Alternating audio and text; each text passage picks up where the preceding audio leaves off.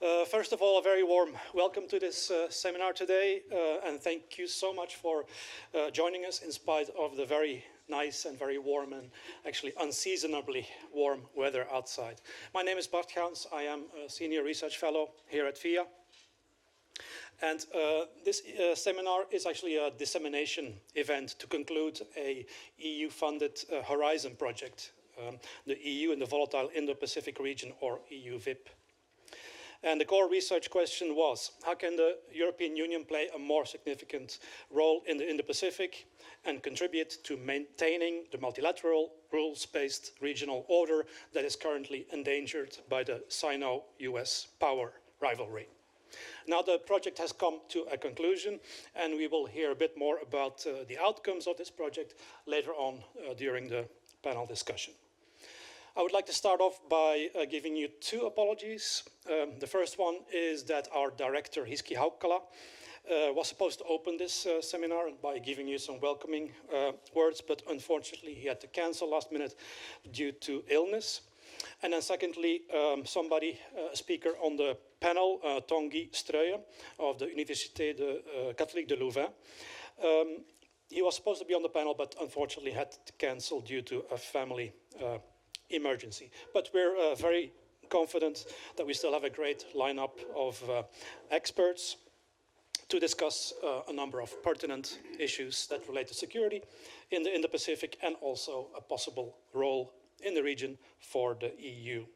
And I think it's certainly important to have a bit of a deeper look at the Indo-Pacific.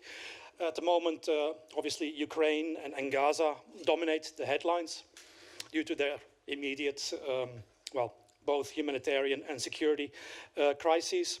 But if you look at it or think about it in the long run, the Indo-Pacific is certainly the geopolitical center of gravity because of the presence of major powers, the US, China, Japan, India, and so on, because of the number of critical hotspots in the region, think of Taiwan, South China Sea, Korean Peninsula, and so on, and also because of a number of strategic choke points, including, for example, the Strait of Malacca, where 30% of global trade passes through.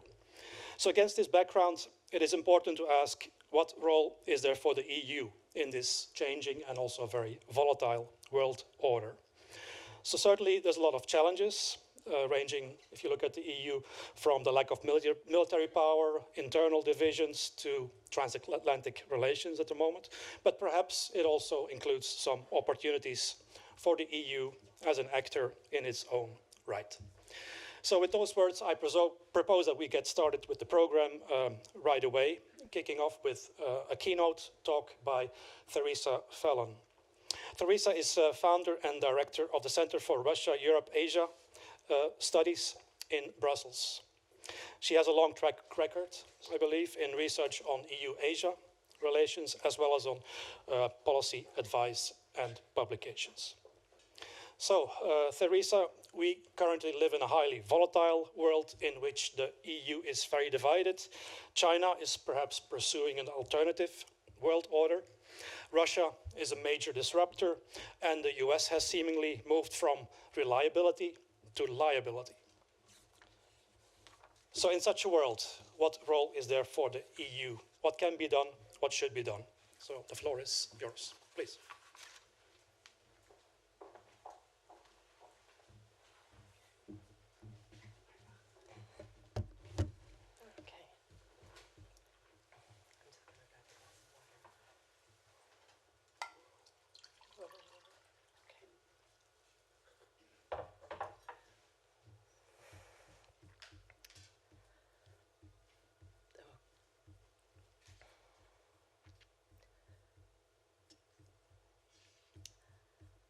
Sorry about that. 1 second. I've lost the beginning. Just one moment, please. Okay. Good morning, everyone. It's such an honor to be here. How many of you watched the China parade? Okay, I'm just curious because this weekend I was at a Young Indo-Pacific forum and I asked the audience, and I thought, I'm so glad to see all these young people here interested in the Indo-Pacific. And maybe about same amount of people, but maybe 3 or 4 people raised their hands. So I think there's an important messaging there that we've seen, but I wonder the longer term impact. I think it woke up all of us think tankers and academics watching that. I just want to give you a little bit of a background, because when people hear my accent, and I'm based in Brussels, and people always want to know which box to put you in. So I'll just say that I'm a dual national. I have Irish and US citizenship. I'm married to an Italian. My kids grew up in Russia and China. I spent time in Japan and India, and I've spent a long time in Brussels now. So I hope I have a more geographical vision of the world, but of course I believe in democracy. So that's where my I have to lay that out on the. So the Indo-Pacific theater is an area that in Brussels, not that long ago, you couldn't even say the term Indo-Pacific. So you could say we've traveled a long way.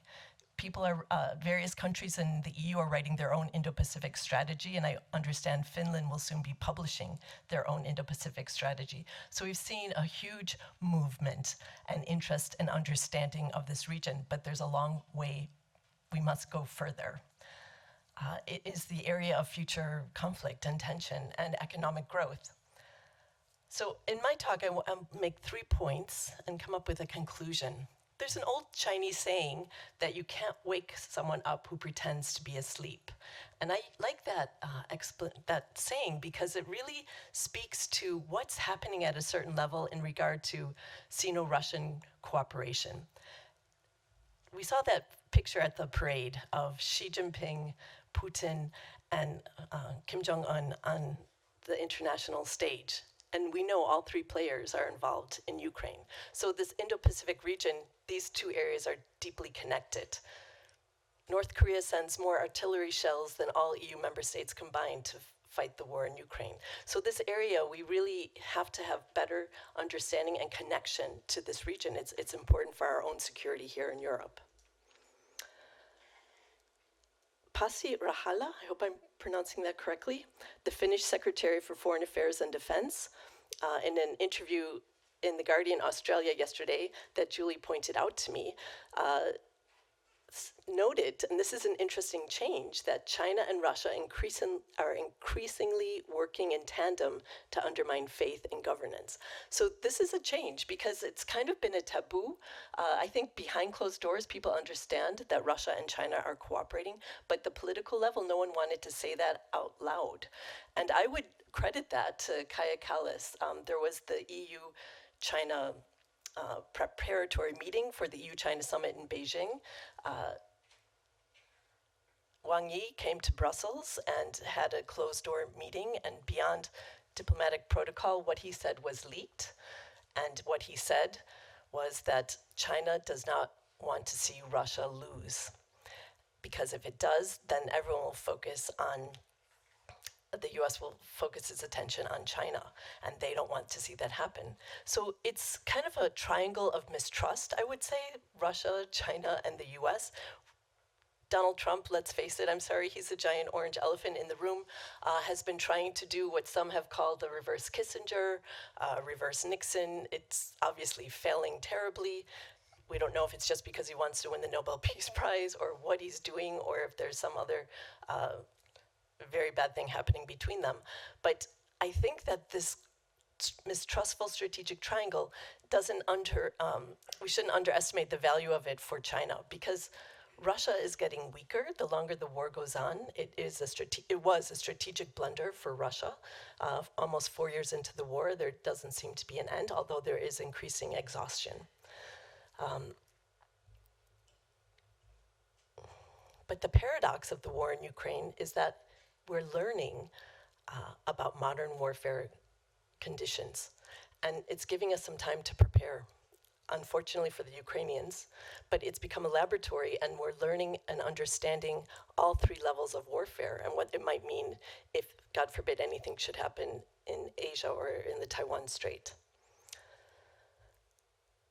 So the 2 things that Putin didn't get out of the war in Ukraine, he lost Finland and he lost Sweden. They joined NATO.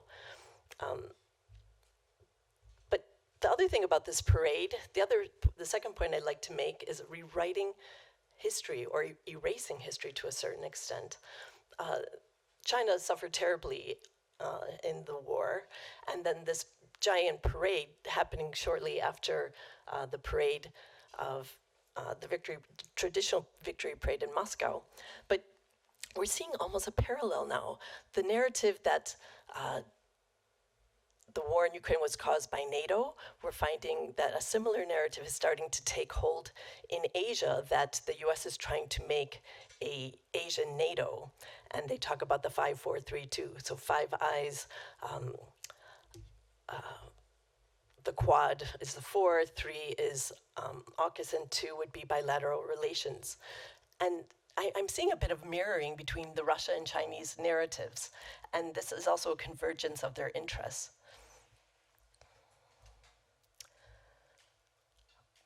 But the third point I'd like to make is that China is a fragile superpower. That parade was amazing. I don't know if you saw some of the what people were doing. So they were standing perfectly straight. They had little needles planted on their neck to force everyone to have their neck and lips at a certain height. And I mean, it was unbearably hot, and they really scared everybody in the world watching that show and all those weapons. But on the other hand, they look beautiful, but we don't know if they work. The last war China fought was in 1979 in Vietnam, and they lost. I mean, they were whooped by the Vietnamese. So they have a lot of bells and whistles. It is a very advanced technology, we know that.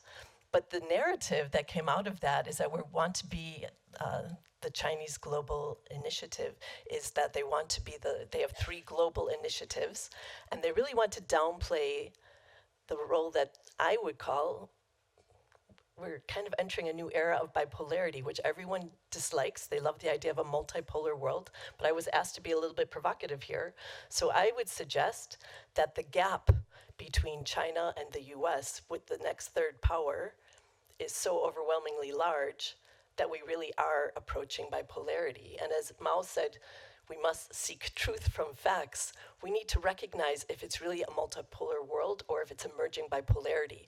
And that is how we can structure a better strategy for the EU to know where to fit in and what they can possibly do with other players like Japan, India, Indonesia, ASEAN, other players in the region, Australia. So I think it's really important to keep that in mind. We've seen a growing ability to de-risk, and there's growing talk of de-risking also from the US. So this region in the Indo-Pacific is really key for this strategy. We know China's facing economic demographic headwinds and an increasing understanding that they really aren't necessarily the leader of the multipolar order, but that they really will be a bipolar leader. So how will countries position themselves in this new world order? So what can the EU do? I'm based in Brussels, and I have to say, there's this feeling of impotence, a pessimism trap. And I think that tomorrow we're going to hear the State of the Union address by Ursula von der Leyen. And some of the speech has already been leaked, but who knows if that's going to stay in the speech or not. But she's already saying that the rules-based international order is over. So what does that mean for the EU? The 7 key priorities for the EU in the Indo-Pacific region are, first of all, sustainable and inclusive prosperity. Second is a green transition. Third is digital governance and partnerships. 4 is connectivity. 5 is security and defense. 6 is human security. And they have a very nice infographic online, so if you want to go into more depth. And the other panelists will be discussing this further. But the 7th one, which I think is really important and probably the most important, is ocean governance. The United Nations Convention on the Law of the Sea is an important, it's the rules of the road for the sea. And it has many countries. China's been at the table. All of these countries have been involved. The US is not a signatory. The EU is. And this gives you an enormous amount of power, because rules and the way legal lawfare works, or lawfare I should say works, is how you interpret them and how you kind of shape them for the future. And China has been very active on this. So we need Europe to be at the table and come up with original ideas and help guide the process. I think that that's one of the biggest contributions the EU can make in the region. So these priorities collectively underpin the EU's commitment to building resilient partnerships that promote peace, prosperity, and security in the Indo-Pacific region. So the other thing is deterrence, deterrence, deterrence. EU actions now can help deter possible future actions. So there have been talks behind closed doors about possible sanctions. This was under the Biden administration, working together closely with the EU. Where they stand now under the Trump administration, I do not know. So at least they had initial talks to figure out what they could do should any sort of conflict erupt, because you need to have a believable deterrent in order to prevent something like that happening. So I would just say that the end of the era that the EU used to say, we don't do geopolitics, has been replaced with growing geopolitical understanding. And even the idea of economics now is replaced with security. Economic security is in their mind. So I think that this is an important evolution, but this also, the Europeans always thought of themselves as a peace project. So they're having a bit of a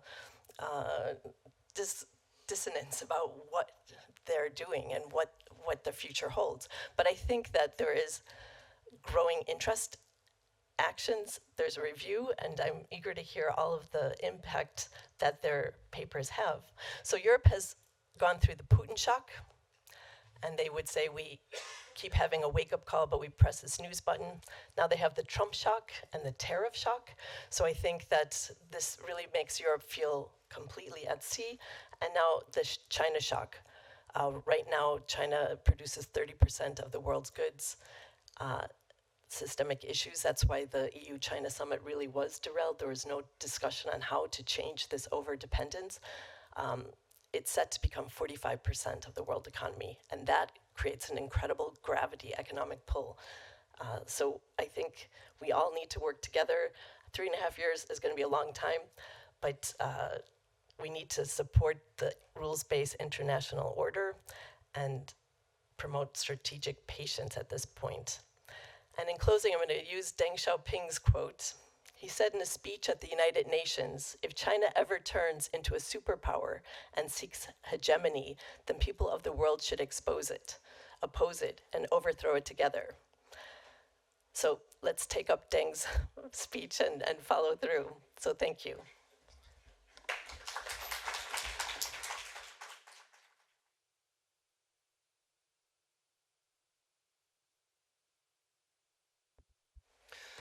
Thank you, Theresa, for your deep insights and this bird's eye overview of the security situation in the Indo-Pacific, and also pointing out a potential role for the EU. I would like to follow up with one question for you, and then I will maybe also take 1 or 2 questions from the audience. And my question is about something you didn't really talk about. That's the role of India, because you started out with saying, okay, there was the military parade, quite an eye-catching event. But then just a couple of days before, there was also the Shanghai Cooperation Organization's summit that was labeled symbolizing a bromance between Xi Jinping, Putin, and Modi. And US President Trump then immediately, was it on Twitter, said, okay, now India has officially joined the dark side, something like that. But I think that we in the West here very often misunderstand India. India is conducting a policy of multi-alignment, a very strong proponent of multipolarity, and I think it's not very well understood in the West, because of course India has massive problems with China, so to label it a bromance is a bit far-fetched.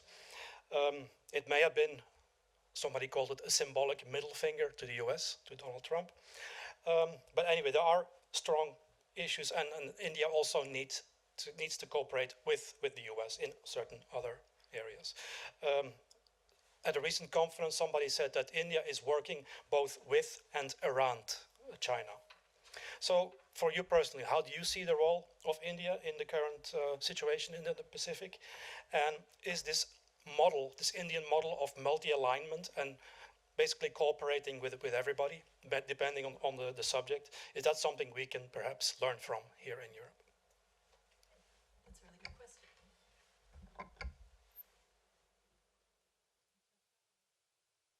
I should have asked you that in advance.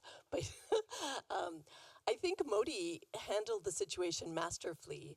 He attended the SCO meeting, which was in Tianjin, but he did not show up to the parade. So I think that was, pretty clever of him.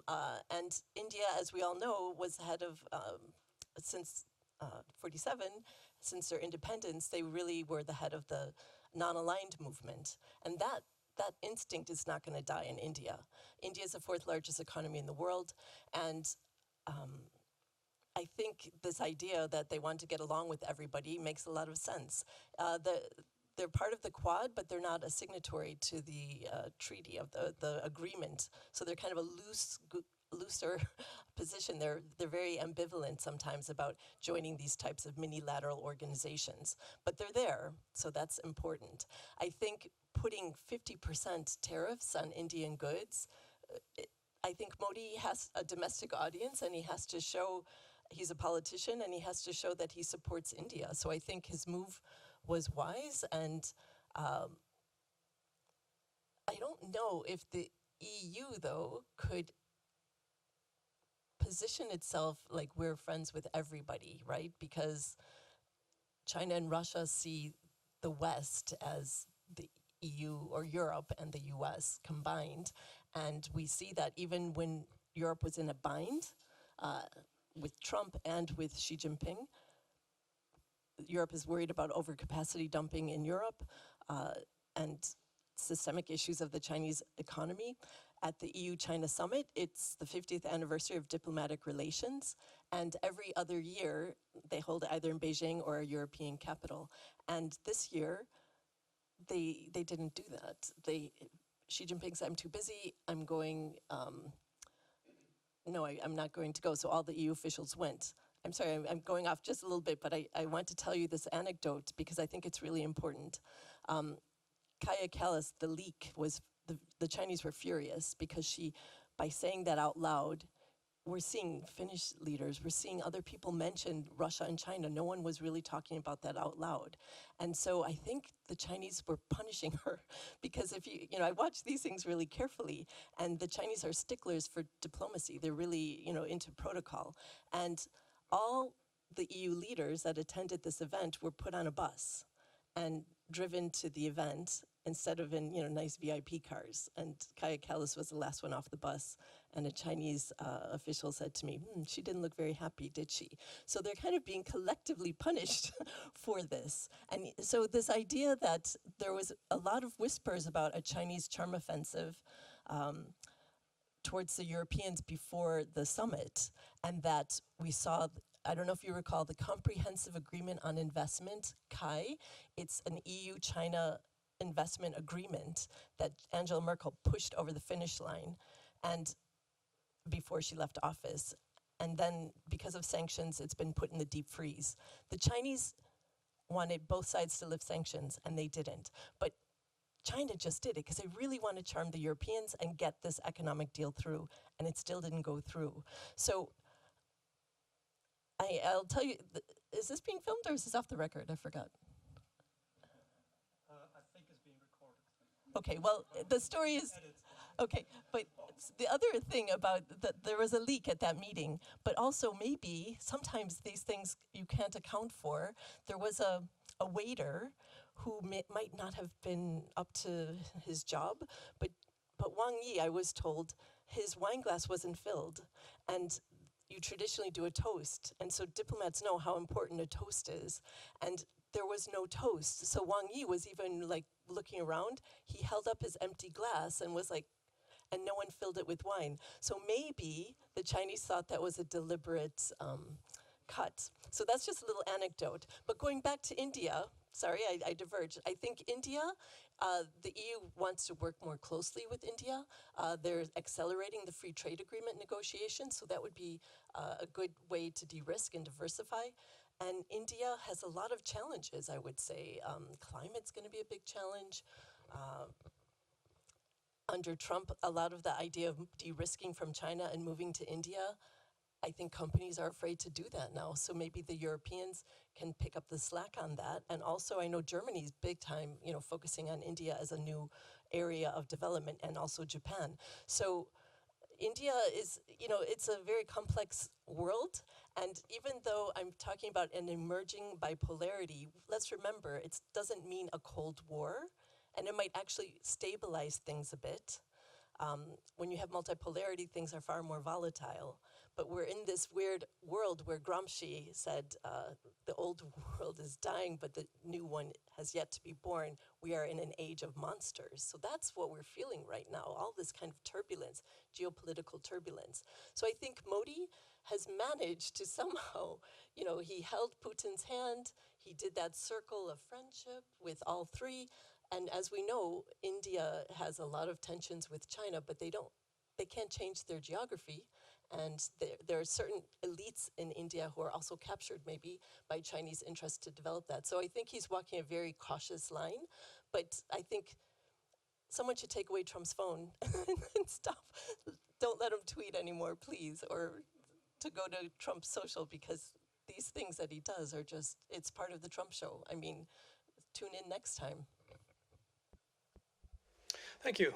I think we can now call the panel to the stage. So let me briefly introduce the panelists. First of all, we have Alfred Gerstel, President of the Central European Institute of Asian Studies, and he is also Associate Professor at Palacký University Olomouc in Czech Republic.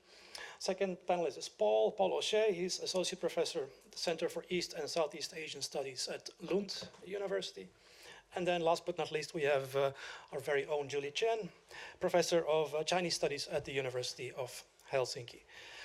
So, Alfred, I'll give you the floor first, and if you can perhaps kick off with a brief overview of the Horizon Project EU-VIP and its outcomes. Thanks. Thanks a lot, Bart.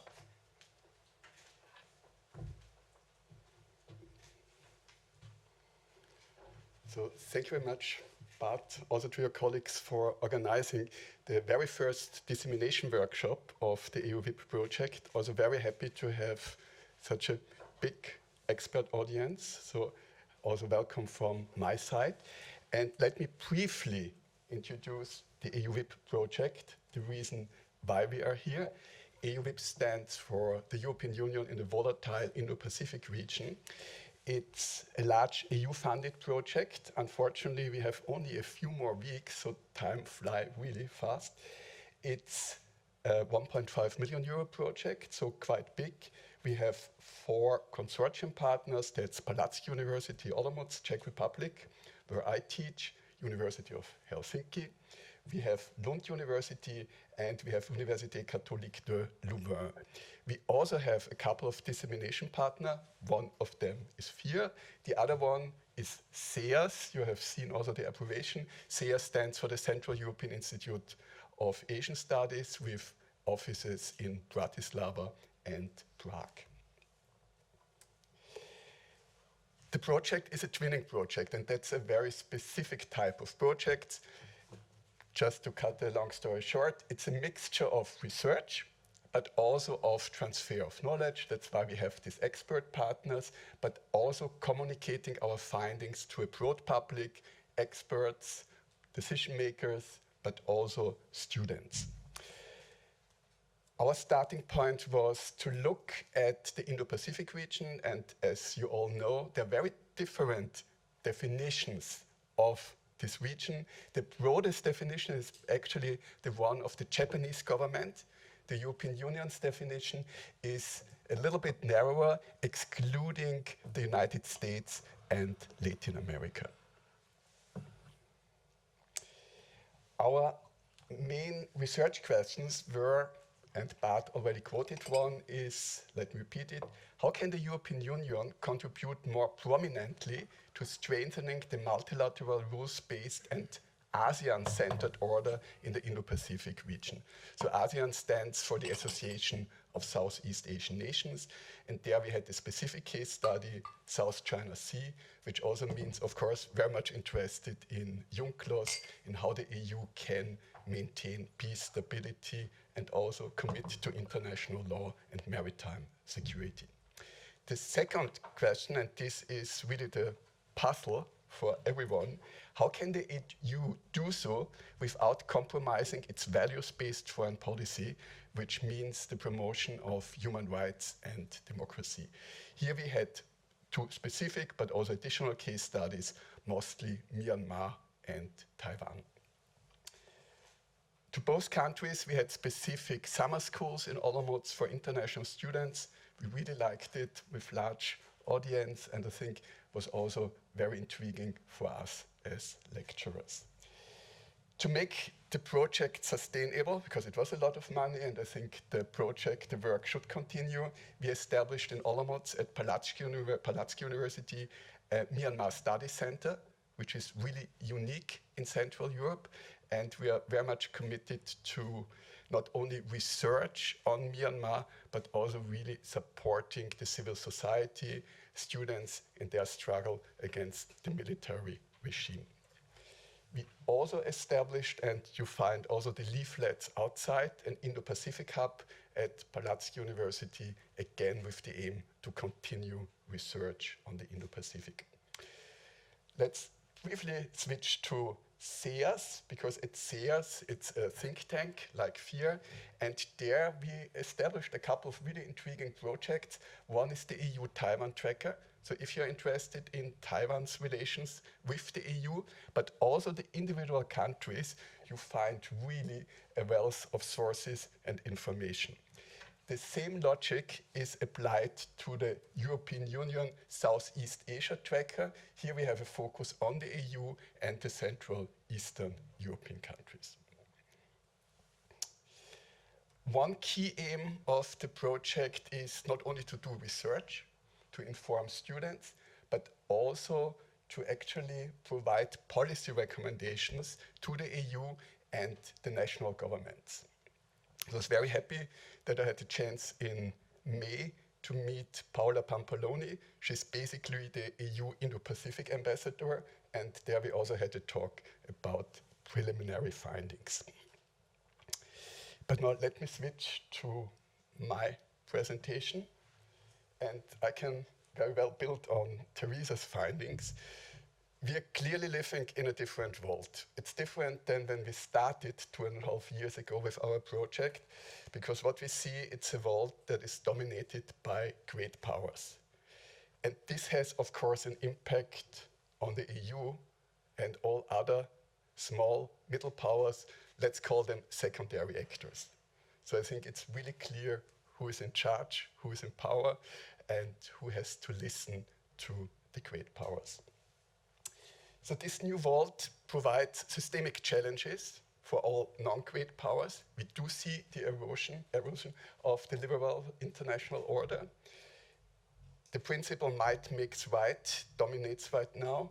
We also witness the return of geopolitics, geoeconomics, and even so I do mostly agree with you, Theresa, that I think the trend is towards bipolar world, towards a bifurcation, maybe a new Cold War, but it might also include the creation of spheres of influence.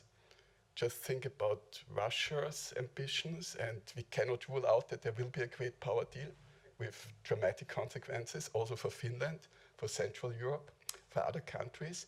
But of course, there is also the possibility of a multipolar, but of course not multilateral world order. So there are different trends, and all nations have to respond to these challenges. And again, they're especially challenging for smaller powers.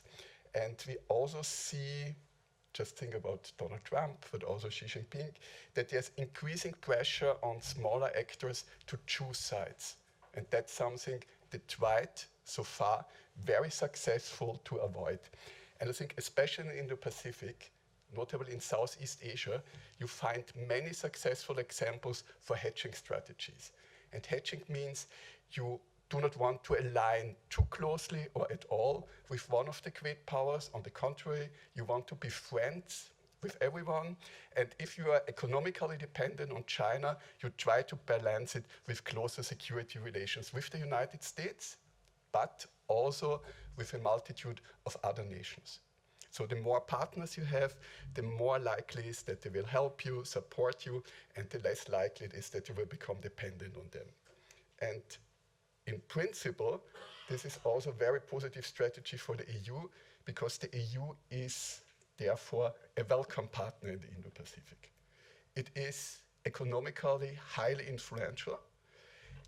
China is, in general, the main trade partner for all Indo-Pacific nations, but China is rarely the main investor. It's usually the United States, then the EU, Japan, and China comes in between. So there is dominance, but not automatically economically hegemony of China. Also, the EU is not a military threat to any nation in the Indo-Pacific, and this, of course, is also something that's regarded positively. Downside is it is not a strong security partner because it has no standing army and no military power. So basically, I would argue the EU is an additional partner for the Indo-Pacific countries, and also, to be frank, less important also than Japan, which is usually regarded as the third partner. Conversely, the EU needs the Indo-Pacific countries if it wants to succeed with its de-risking strategy. So to promote economic security, EU needs to cooperate more closely with the Indo-Pacific countries.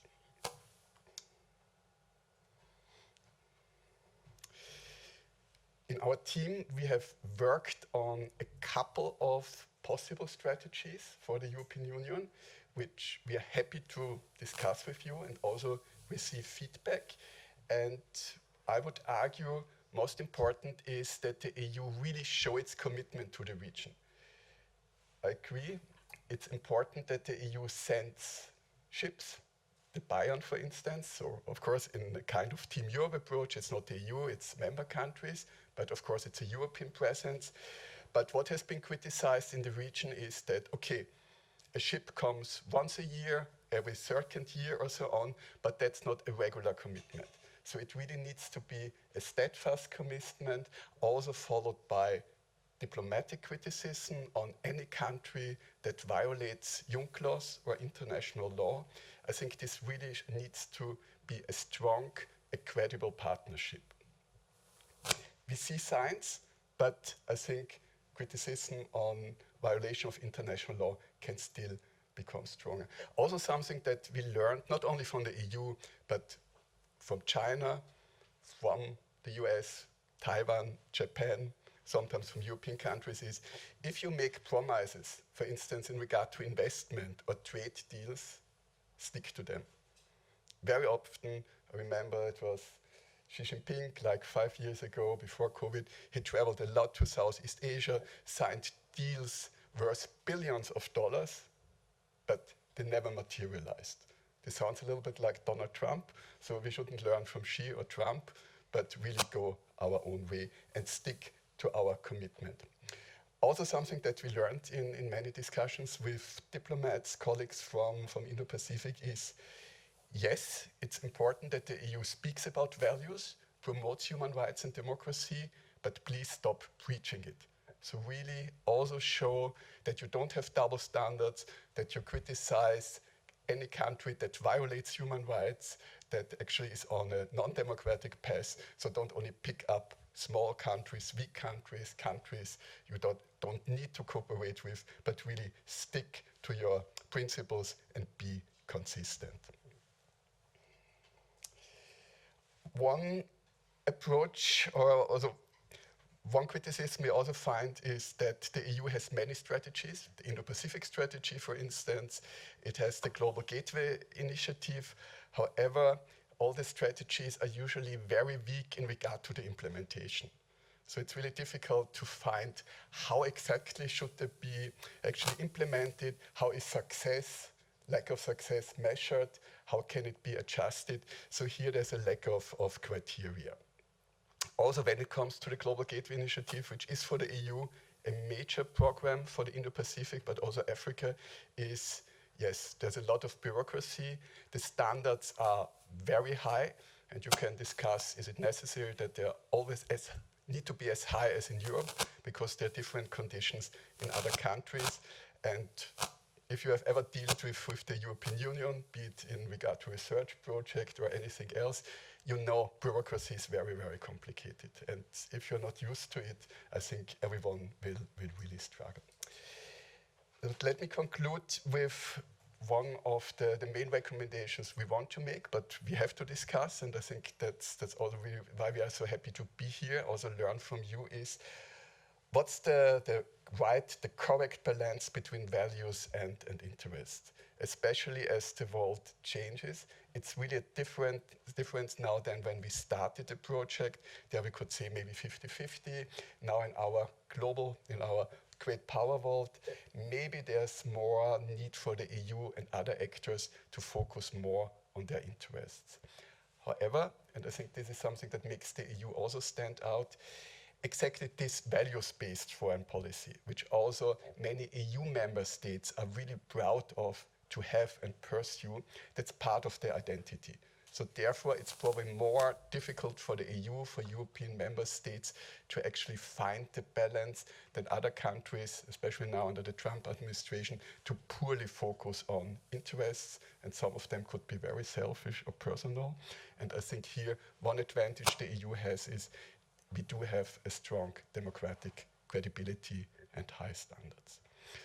That's all for my very first statement. I'm really, really happy to get your feedback and criticism.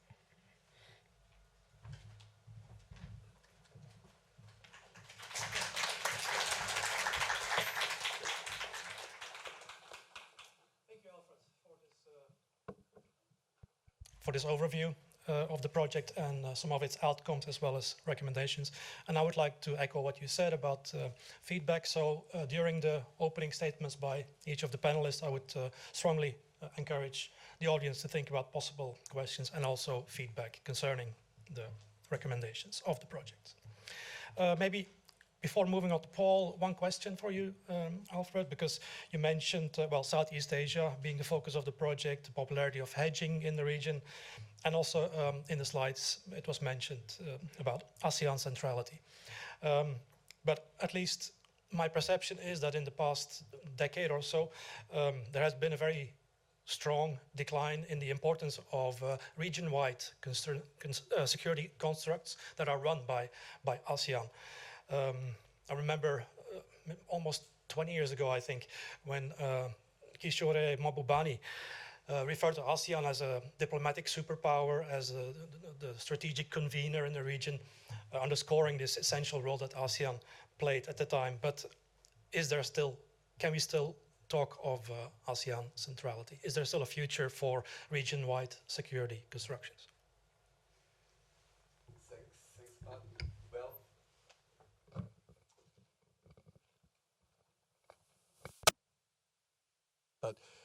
Well, if you look at the Indo-Pacific, the only existing multilateral trans-regional structures, they were all established by ASEAN.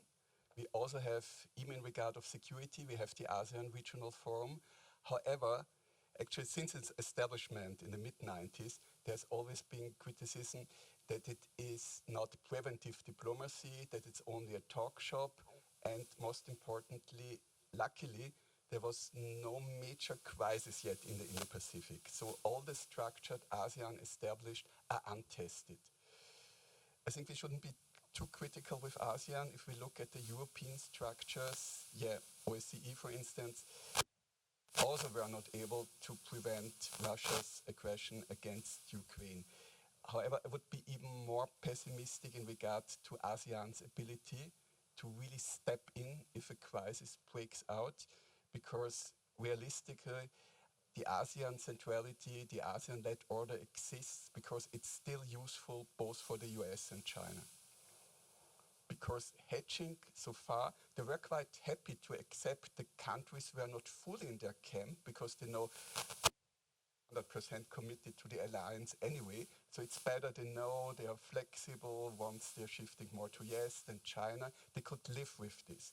But my fear is that both, especially Trump, but also now Xi Jinping's reaction, really want the clear commitment of their partners. For instance, if a crisis in Taiwan Strait breaks out, we know US has already asked both Australia and Japan, how would you respond? And I think that's something the previous administration were smart enough not to listen. It's changing, and the more the rivalry, I think it's important ASEAN will be, but of course the paradox is the more important it should be. Thanks, Bart. Thanks, that was very well put. Okay, then on to Paul and Japan. So Prime Minister Ishiba resigned a couple of days ago. Where in general do you see Japan headed, especially in terms of foreign policy and the US-Japan alliance? Thanks, Bart.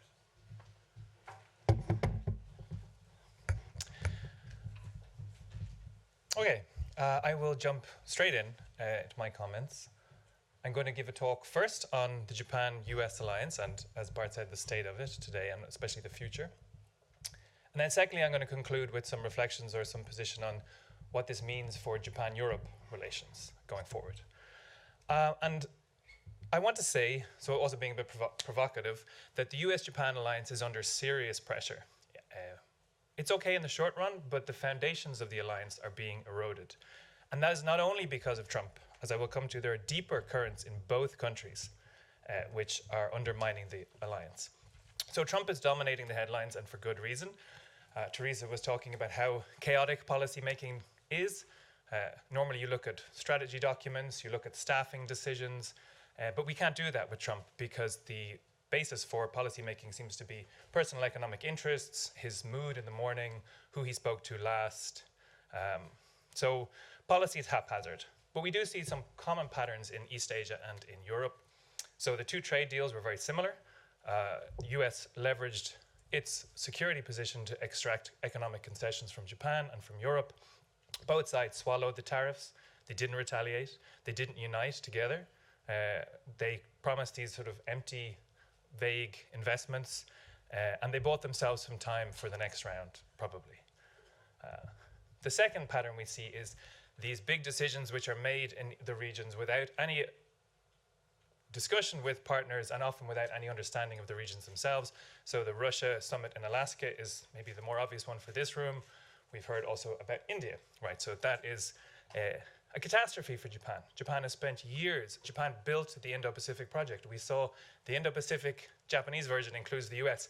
That was the whole point of the Indo-Pacific, was to keep the US in the region, right? The Quad, India's hosting the Quad later this year. The Quad, Japan has pushed the Quad so hard. So to see all its hard work, just because there's a conflict in Kashmir, Pakistan says, you get the peace prize, Trump, you're so great. Then Trump slaps tariffs on, and then Modi is in Tianjin, right, hanging out with the bad guys, right? So yeah, chaos. And from a Japanese perspective, there's just a net negative. The last 9 months have been absolute net negative for the alliance. This is important because it interacts with this deeper trend, right? So I'm going to look at the US and Japan, look at deeper, longer term trends. In the US, Republicans are overwhelmingly prioritizers or restrainers. Young Republicans, not the older crowd, but the young Republicans are prioritizers and restrainers. Prioritizers are the ones like Albert Colby, we heard, who says, we focus on China, and then the restrainers are the ones who say, we focus on us. We focus on, the Western Hemisphere. We forget about the rest. So prioritizers are in the ascendancy. Albert Colby was nominated for the position of Undersecretary of Defense. And that means that's still not great for Japan. It means a lot of pressure on Japan to increase military spending and to do more in the region. But Japan is not Europe, right? So Japan has great strategic value as long as the US strategy is prioritization. On China, Japan has great strategic value. Its bases, Kadena, the Air Force base, Yokosuka, the naval base, are central to US posture in the region. They're the basis of US power projection in Asia and have been for decades. So, Japan has leverage. If it wants to use it, it has leverage. So this means also the abandonment fears are different, right? Europe faces abandonment in a potentially much shorter period of time. Japan has a bit more leeway going forward. We don't know what the next election looks like in the US. wouldn't even dare to speculate. But also going back to something we heard, there's one caveat to all of this is the grand bargain spheres of influence caveat, which is that maybe Trump decides to do a great deal with China and with Russia, sells off Taiwan. We don't know what happens, say, Central Europe. So it's really, really unpredictable. So going forward, the US position on the alliance, there's going to be drift, for sure. As long as Republicans are in power, there's drift. Which is ironic, because it used to be the Republicans who were very strong on the alliance, actually. As for Japan, I don't know if you were following the recent election. So Ishiba just resigned, right? But he resigned in part to take responsibility for the disastrous election. The other story of that election is Sanseito, this right-wing populist party. So there has been like an anti-alliance left in Japan for decades. Now it's being joined by an anti-base right. So Sanseito's policy, they took a lot from Trump. They took Japanese first, as they called it, and their leader styled himself a little bit on Trump. But they also took like rejection of foreign entanglements. They took anti-base. They took Japan should be developing its own nuclear strategy, its own nuclear weapons, and its independent foreign and defensive policy. So that, I mean, they're a small party now, but they have broken through. They broke through because of long-term structural issues in Japan, so economic precarity, loss of status. There's like a long list of things that are taking place in Japan. Their voters are young, or at least they're younger than the LDP voters. The LDP voters are old. To be honest, they're quite old. And they're satisfied, right? That's the generation who did very well from Japan.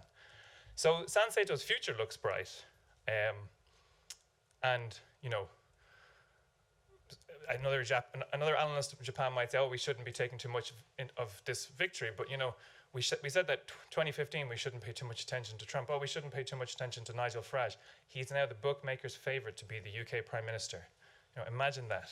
So I think we should take Sanseito very seriously, and we should take their foreign policy and security policy very seriously. So what I'm saying is, in the long run, the alliance foundations are eroding.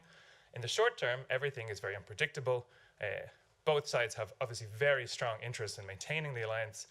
Ishiba has just resigned, right? So his replacement, whoever it is, will not be very different, frankly, on the alliance. Ishiba was quite alliance contrary before he became prime minister. He made a lot of very skeptical comments and talking about rebalancing. And so once he became prime minister, he went quiet, as all Japanese prime ministers do. The alliance has been a third rail for LDP politicians. You cannot say something skeptical of it.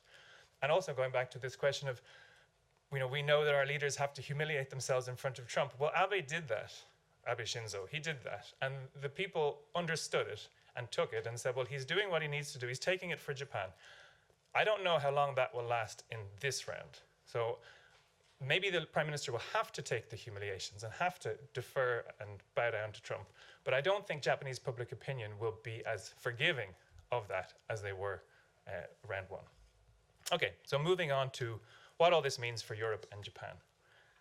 So for many years, there have been calls for action, joint declarations, we should do more, but nothing really ever happened. It stayed on very, very soft levels until the last few years, right? And that's driven by two key factors.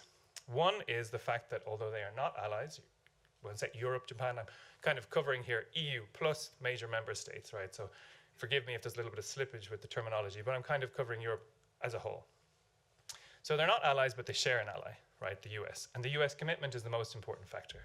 Because when this falls, then both sides hedge, both sides move from soft cooperation to hard cooperation. So they move from like climate projects to what we see now like joint military development of weapons, fighter jets, and so on. And the second variable is, we've heard so much about it, the rules-based order, right? Threat to the rules-based order. Europe and Japan are the main beneficiaries of the rules-based order, let's be frank. And it has never been under so much threat, as we've heard. So Russian invasion of Ukraine, China's military modernization, and Trump's upending of the global trading order, right? So you have these two things combined, and then you see a massive uptick in cooperation. So I should name some of the cooperation. So after Trump won, Europe and Japan signed the strategic partnership and the free trade agreement. last year, just after Trump won, but I think it was already in development, but it probably was speeded up. What's it called? The Security and Defense Partnership, sorry. Yeah, so in practical terms, there's now intelligence sharing, cyber defense cooperation, critical undersea infrastructure cooperation. There's much deeper NATO ties also. And as I said, we have at the interstate level, like the UK and Italy and Japan are developing this global combat air program, so a next generation fighter. We heard about a lot more joint exercises in Asia, so individual European member states are sending troops to Japan also to do joint military exercises. This is all new. So yeah, a lot of cooperation, but there are also quite a clear ceiling on this cooperation. And that's for a few reasons. One is that fears of abandonment are asymmetric, okay? So Japan is indispensable to prioritizers. So as long as the prioritizers are in the ascendancy, Japan is safe, right? The same cannot be said for Europe. I mean, we know neither the restrainers or the prioritizers like Europe. We read the Signal chat earlier this year. We know what some of those people really think about Europe. And this year also showed something else. So the US leveraged its security guarantees to extract economic concessions from both Japan and the European Union. And there was a sense maybe, and this was, maybe I was totally, maybe it was built out of like a dream or a wish or something, that maybe there would be some kind of united front. Both managed it completely separately, okay? Both absorbed the costs, both bought time, but it's understandable because it underlines the fact that they didn't want to seem to be ganging up or making an anti-US or anti-Trump side, right? Because they're so sensitive to the US and to Trump. Okay, so to sum up, overall, I think in the long run, the alliance is drifting. The foundations are eroding. It's a very long path, admittedly, but I think that these political trends will persist. So and I've outlined the trends to pay attention to. Obviously, the Europe-Japan alliance, or the Europe-Japan quasi-alliance, we can say, has limits, it has ceilings. It's not going to be a collective security treaty anytime soon, but it is developing, and it's moving quite fast into quite significant areas of hard security cooperation. We know what drives it, so fears of abandonment and threats to the global order. So we can say if the US continues on an isolationist path, and if Russia and China continue to deepen their ties, we can expect to see deeper cooperation. And there's a geographic distance, there's a theater difference, but it will be very interesting to see where it goes. So I'll stop there.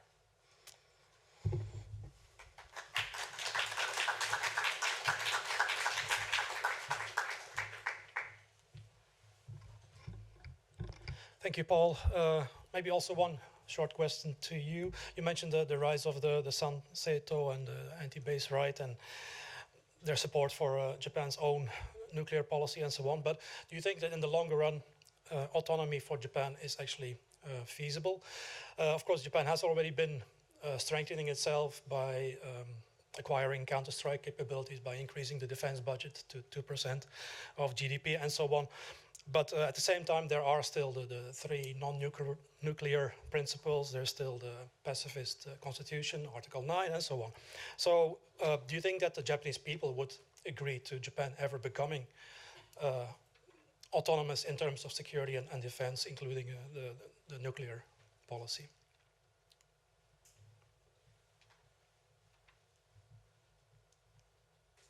Yeah, that's a very fair question.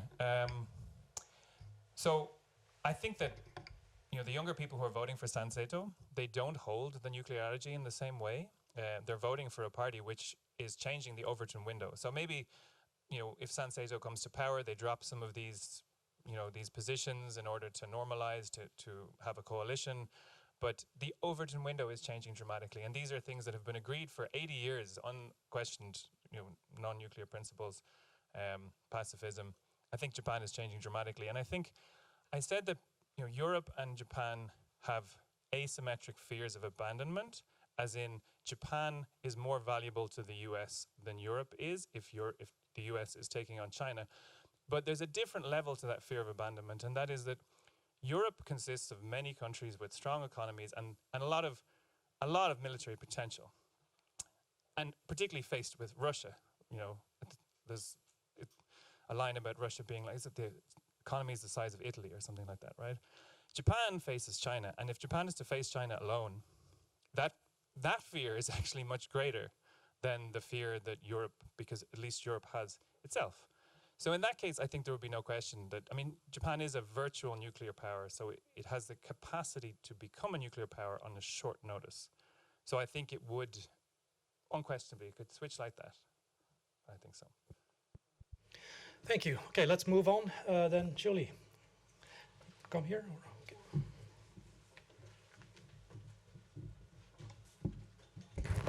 So as part of the EU VIP project, Alfred has explained we have several case studies. And today I'm going to focus on Taiwan, the contested issue. And as we all know that even within the EU, there is no consensus on it, particularly in our EU project. We want to look at values. So there is a certain aspect that really clearly align with most of the European countries. But then there is also real politics interests, also relationship with China.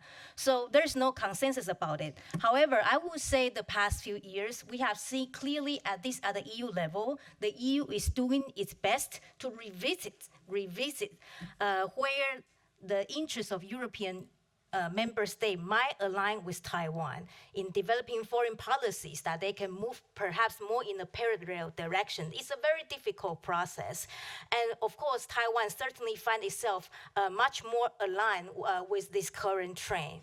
So in my presentations, I only want to focus on two aspects. The first is, so what Taiwan can learn from the current international geopolitics and also what's going on in Europe. So what Taiwan can learn from this. Some of the recommendations that we will include in our final documents. And then the second part is I'm looking back at where we are now in Nordic countries, but I will include, I think, Baltic states, Central Eastern European countries, all have very similar situations. So some hints for cooperation between Taiwan and those European partners. So that would be the second part of my presentation. Well, lessons learned for Taiwan to begin with. Well, I guess it's very clear for all of us that we have to be very aware of deals that are done without you. So it's better to be at the table than on the table. This is logic. Unfortunately, we can see that when it comes to Ukraine and Taiwan, this is very difficult because both Russia and China do not really admit that Taiwan or Ukraine had that kind of sovereign right. So inevitably, you will, particularly, I think, if I compare in my presentation, you will see, I would say that Taiwan is really not at the table at all in most cases. So we all know that it's better to be at the table than on the table. But the first recommendation has a lot of limitations. So that leads to the points that where, of course, as much as possible, there should be some sort of communication between Taiwan and the U.S. administration, and basically Donald Trump and his team.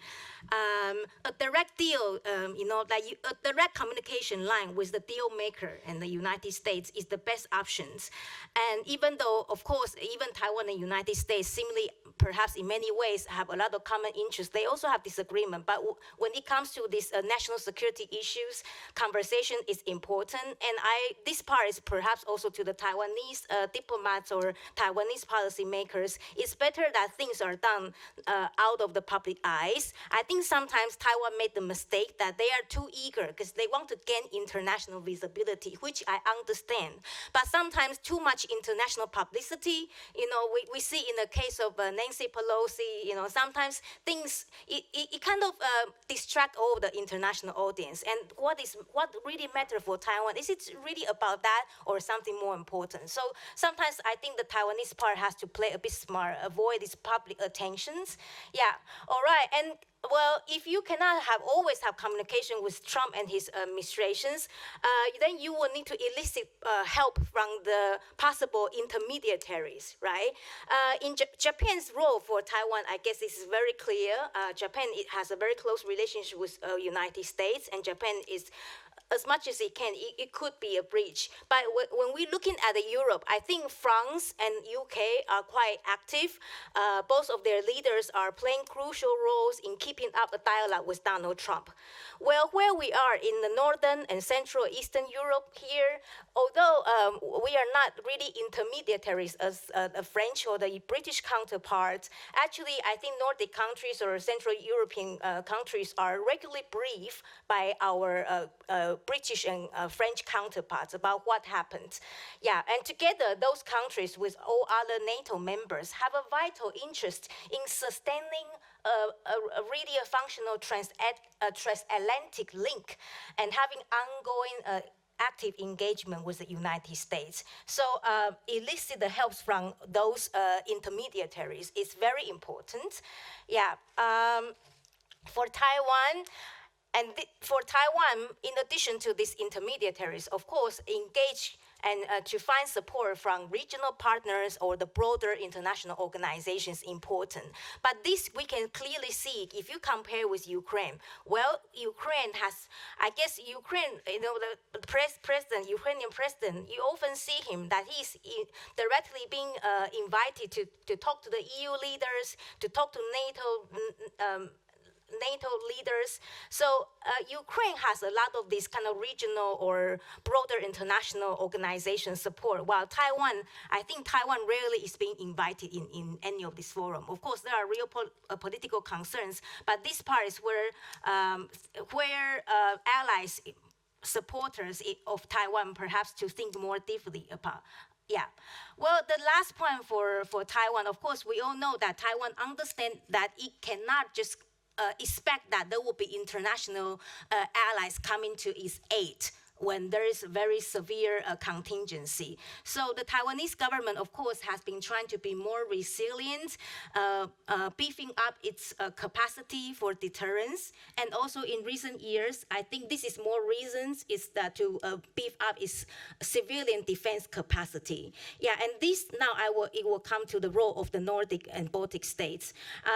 Nordic and Baltic states clearly share the similar democratic values like Taiwan, and those countries play a core of the EU larger entity. So I think for advice for Northern or Nordic or Central Eastern European country is that you need to continue to value those things that you really dearly think it's at the heart of your entity, your existence. So those values and push back on any contemplation of a conciliatory approach when it comes to this very contested issue. So the value-based diplomacy, what Alfred is talking about.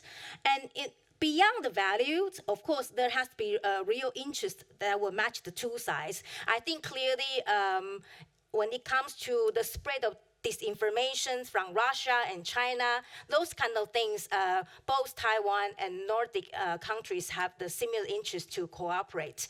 And in recent years, because of the cable cutting issues, that actually raised more questions about how we could perhaps improve the international legal system and norms when it comes to this kind of gray zone attack. So Baltic countries, Nordic countries, and Taiwan should share more information between each other in beefing up this aspect to protect their own security. And well, the civil defense part I have talked about, so Taiwan has tried to improve its civil defense. The civil defense was only recently codified through the Civil Defense Act passed in 2021. So it's very, very nascent compared with Finland and Sweden that has really a lot of experience in the so-called total defense. Taiwan is kind of lagging behind, but I think the elites in Taiwan are aware of this now. So there has been discussions aware of the public eyes, but there has been discussions, trying to learn from the Finnish experience or Swedish experience. And what is lacking, of course, I think is still the public perception in Taiwan about the needs for this is still very low. And then there is also clearly some funding issue even from the Taiwan side and lack of clear roles, like the government still doesn't think about the clear role of individuals that should be involved in case there is any contingency. So compared with Finland, where I am now, I know that Finland is much more advanced. All the individuals who are living here, we have all been assigned some sort of roles and duties, and we know what we should do when there's contingency. So this is where Taiwan can learn from the Nordic countries. I think I will wrap up my presentation this way. Thank you.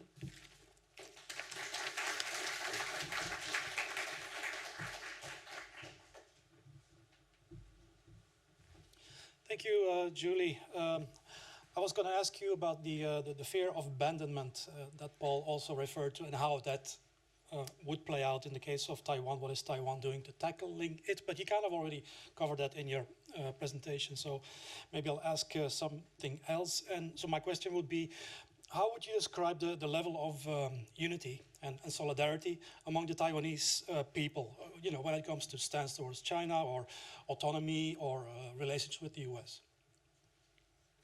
Thank you.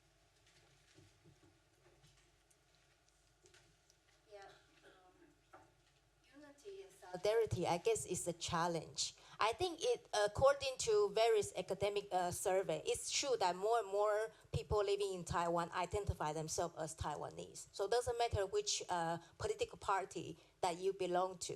That identity aspect is on the rise.